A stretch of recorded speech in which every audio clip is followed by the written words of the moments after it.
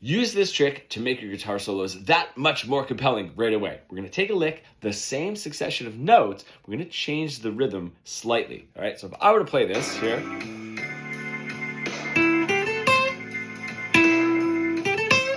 All right, just those two examples is totally fine.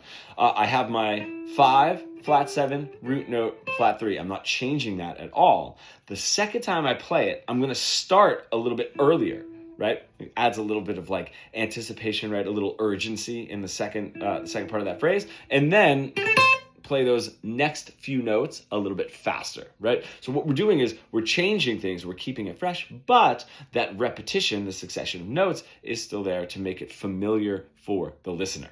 And there are a million ways to go about changing the rhythm of that, right? Think of music as a language. The guitar is just the voice that we're singing or speaking that language through. So if I'm talking with somebody that's getting a little heated and I say something, and then I say it again, but I emphasize a different word, right? Or say it a little bit faster with a little bit more urgency, it adds to the temper of what's happening. And I think that is a really great way to look at this particular phrasing.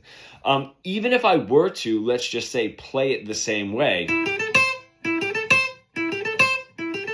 if I'm thinking of this as a language, imagine in an argument, right, saying the same thing the same way every single time. That alone would also be a way to drive up some intensity, right? So that's why very linguistic, there are tons and tons of options. One last trick here though is if I put this on,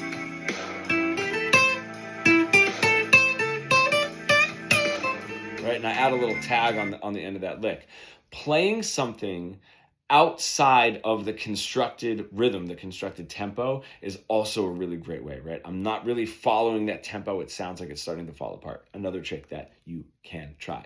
And if you're an intermediate guitar player that wants to bridge the gap between your creative ideas and what you were able to play, becoming fully fretboard fluent, I have a training below, talks about how we get stuck in our plateaus, things sound real boxy and boring, and 3 really key ways to break it. That is in the description and the first comment.